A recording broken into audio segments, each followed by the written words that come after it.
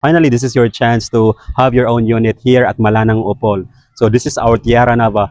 Good news because we have zero down payment for as part of our promo for this month. Zero down payment or zero equity, that is just the same. So we will apply right away for your loan takeout in the bank.